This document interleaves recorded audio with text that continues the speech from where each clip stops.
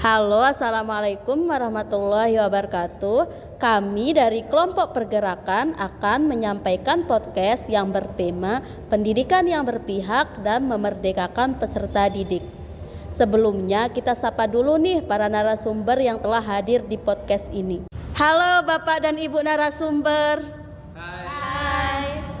Seperti yang kita ketahui saat ini, kan ada pergantian kurikulum ke-13 ke kurikulum merdeka. Dan dalam kurikulum merdeka, pendidikan itu harus berpihak dan memerdekakan peserta didik. Jadi gimana sih pandangan Bapak dan Ibu narasumber tentang pendidikan yang berpihak dan memerdekakan peserta didik? Yang pertama, saya mau dengar nih pandangan Ibu Winda tentang hal tersebut.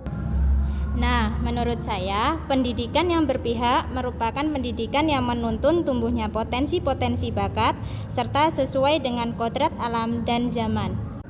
Lalu, menurut Bapak Wahyu, bagaimana sih karakteristik pendidikan yang berpihak pada peserta didik? Menurut saya, kalau dilihat dari tujuan utama pendidikan, yaitu agar anak selamat dan bahagia sebagai individu maupun sosial, jadi hal yang paling penting yaitu untuk memerdekakan peserta didik itu sendiri. Selanjutnya itu, pendidikan yang berpihak pada peserta didik harus memperhatikan potensi, minat, dan bakat masing-masing peserta didik. Lalu bagaimana nih menurut Ibu Nurul tentang pendidikan yang memerdekakan peserta didik?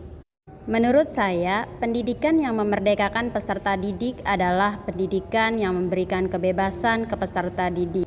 Memberi kebebasan maksudnya yaitu peserta didik juga bebas dari tekanan baik dari luar maupun dari dalam. Namun tetap harus dituntun sesuai dengan dasar pendidikan menurut Ki Hajar Dewantara. Lalu menurut Bapak Rudi, bagaimana sih strategi mewujudkan pendidikan yang berpihak pada peserta didik? Oke, menurut saya strategi untuk mewujudkan pendidikan yang berpihak pada peserta didik itu ada 4, yaitu pembelajaran yang sesuai dengan gaya belajar peserta didik. Yang kedua adalah memberikan kesempatan untuk berpendapat kepada peserta didik. Yang ketiga itu jangan menjadikan murid kertas kosong. Selanjutnya yang terakhir itu mengenali karakteristik peserta didik itu sendiri. Nah, selanjutnya saya mau dengar nih pendapat Bapak dan Ibu tentang kasus-kasus yang marak terjadi di dunia pendidikan kita saat ini. Pelecehan seksual di lingkungan sekolah masih saja terjadi. Di Manggarai, Nusa Tenggara Timur, seorang guru diduga melakukan pelecehan seksual terhadap 17 siswi di tempatnya mengajar. Kasus 11 santriwati diduga menjadi korban pelecehan terjadi di Pondok Pesantren wilayah Beji, Depok, Jawa Barat. Wajah pendidikan tanah air kerap tercoreng dengan terungkapnya sejumlah kasus pelecehan seksual terhadap anak yang dilakukan oleh guru atau tenaga pendidik.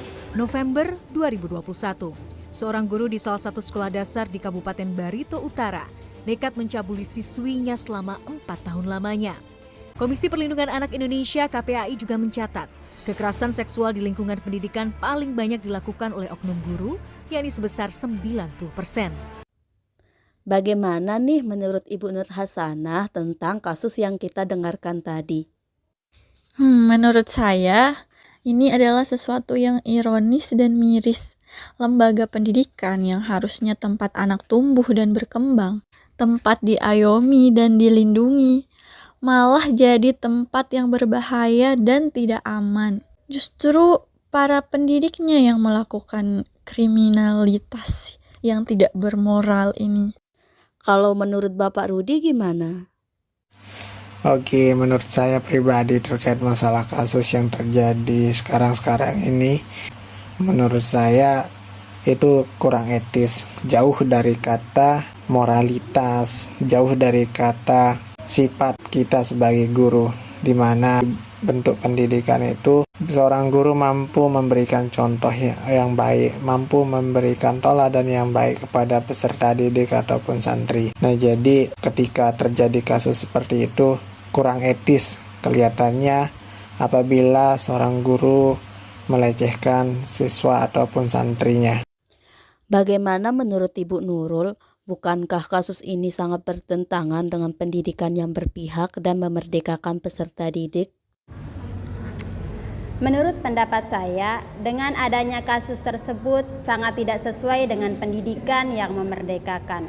Pendidikan yang memerdekakan haruslah menghamba atau berpihak pada anak dengan niat yang suci, mengarahkan anak menuju kebahagiaan dan keselamatan. Menurut Pak Wahyu, kenapa sih hal ini bisa terjadi di dunia pendidikan kita? Apakah memang dunia pendidikan kita tidak baik-baik saja atau gimana? Menurut saya, kalau kita sama-sama amati, tidak ada pendidikan yang salah atau kurikulum yang kurang tepat, akan tapi yang menjadi problematika pada masalah ini adalah ada oknum guru yang tidak mempunyai karakter yang baik dan tidak semestinya menjadi guru atau pendidik yang mempunyai sikap yang kurang baik karena menyalahi kode etik guru itu sendiri. Lalu kira-kira bagaimana dampak kasus ini bagi anak-anak atau peserta didik? Menurut pendapat saya, dengan adanya kasus tersebut membawa dampak negatif bagi korban, apalagi ini korbannya anak-anak. Hal ini menyebabkan pelanggaran dan ketidaknyamanan serta dapat berbahaya secara fisik dan mental bagi perkembangan anak. Anak-anak ini dapat merasa terintimidasi, tidak nyaman, malu, atau terancam. Berikut salah satu solusi untuk mencegah kasus tersebut menurut ahli, yaitu Ibu Pera Habiliana, yaitu seorang psikolog remaja dan anak. Nah, dengan mengingat banyaknya kejadian, mungkin ya sebaiknya saya rekomendasikan ya ditambahkan beberapa aspek yang bisa melihat kecenderungan seksual ini gitu. Apakah ada penyimpangan seksual atau adakah pengalaman kekerasan seksual sebelumnya dari si calon-calon pendidik ini gitu. Nah, Bapak dan Ibu, kita sudah mendengarkan pendapat ahli terkait solusi yang bisa kita lakukan. Lalu bagaimana menurut Bapak dan Ibu? Baik, saya sangat setuju dengan solusi tersebut. Memang benar, pendidik itu harus diseleksi secara ketat. Bila perlu dilakukan tes kejiwaan. Kemudian saya ingin menambahkan beberapa hal yang bisa kita lakukan agar kejadian ini tidak terjadi. Yang pertama, perlunya pengawasan orang tua. Kita sebagai orang tua tidak boleh hanya menitipkan anak begitu saja di sekolah ataupun di pesantren. Orang tua harus lebih perhatian terhadap kegiatan anaknya di luar rumah. Bisa dengan lebih teliti pada kegiatan yang diikuti, serta lebih sering menanyakan perasaan anak. Yang kedua, perlunya pendidikan seksual sejak dini bagi anak. Nah, menarik sekali tentang memberikan anak pendidikan seksual sejak dini. Lalu bagaimana kita mengajarkan pendidikan seksual sejak dini, sedangkan anak-anak usia sekolah dasar itu perlu contoh konkret atau nyata, dan pendidikan seksual itu masih dianggap tabu dalam masyarakat kita. Baik, betul sekali Bu Suryani. Ketika mendengar tentang pendidikan seksual, pasti terdengar sangat tabu. Padahal, pendidikan seksual sejak dini bagi anak maksudnya adalah mengajarkan anak tentang hak tubuh sehingga anak nantinya tidak mudah dimanipulasi mengenai tubuhnya sendiri. Nah, karena anak-anak masih pada tahap berpikir yang sederhana, maka kita bisa mengajarkannya melalui lagu.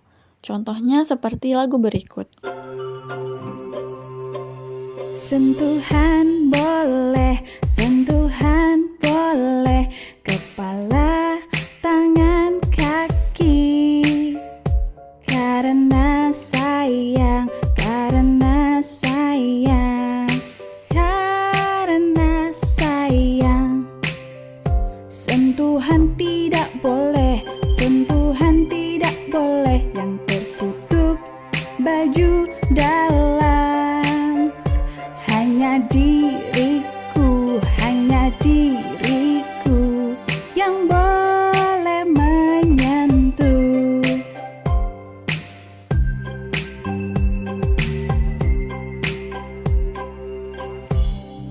Tubuhmu itu berharga, nak. Gak boleh sembarangan disentuh. Kalau ada sesuatu atau seseorang yang membuatmu gak nyaman, bilang ya sama ayah atau ibu.